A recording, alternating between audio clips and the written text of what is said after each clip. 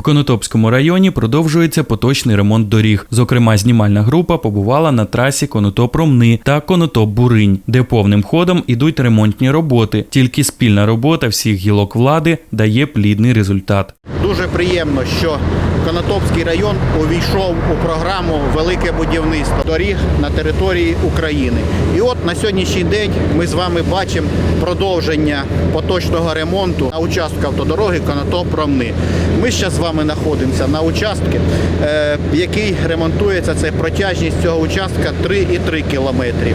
А ще на цій же трасі буде ремонтуватись 2 участка і 4 кілометри вже зроблено дороги на цьому напрямку. На відрізку дороги Конотоп-Ромни буде відремонтовано поточним ремонтом 9,6 кілометрів дороги. Дай Боже на цьому не зупинятися, щоб тільки ці кілометри збільшувались, тому що на теренах району є ще багато доріг, які потрібно ремонтувати. Дуже приємно, що уряд спільно з президентом звернули увагу на дороги Конотопський район в цьому проєкті.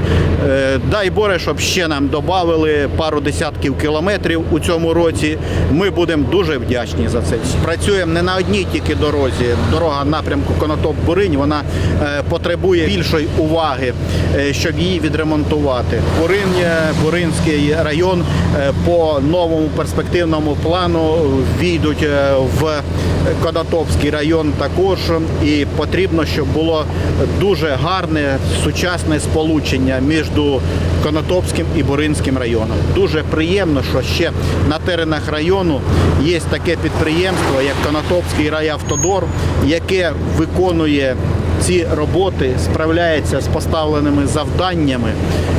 Дуже велика подяка працівникам цього підприємства, особливо керівнику підприємства Володимиру Дмитричу Синиці, депутату районної ради, почесному громадянину Конотопського району. Від усіх мешканців, автомобілістів велике дякую за ту справу, яку він робить своїм трудовим колективом.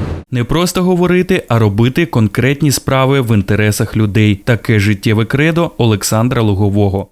Траса на Буринь, це Т-1910. Ми там провели вже ремонтні роботи експлуатаційного утримання. Так само зробили вирівнюючий шар 5 см і з подальшим нанесенням поверхневої обробки.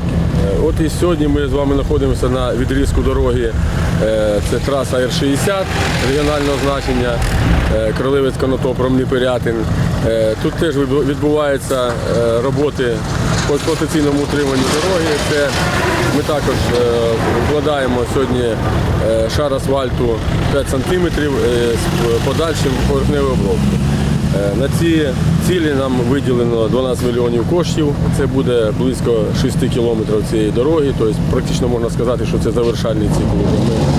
Ми вже зробили 2,5 кілометри зробили дороги по цій трасі. 4 кілометри ви вже бачили від Конотопа до теж напрямку села Шевченково. І зараз ці роботи продовжуються. Хочу сказати, що знаєте, це спільне зусилля, перш за все, всіх гілок влади. Хочу подякувати, перш за все, Романюку Івану Петровичу, начальнику служби автомобільних доріг і депутату обласної ради від Конотопського району. А також, знаєте, дуже великий внесок – це Синиця Володимир Дмитрович. Цей тандем, він працював, працює, я впевнений, що він в подальшому буде працювати.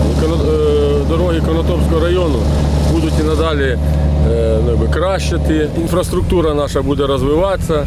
Тільки хотілося б, щоб знаєте, в це все вкладалося як можна більше коштів, і щоб ми будували там не 5 кілометрів, а будували там 10, 20, 40, щоб такими темпами ми років за 2, за 3 зробили дороги на теренах Конотопського району. Коли будується дорога, це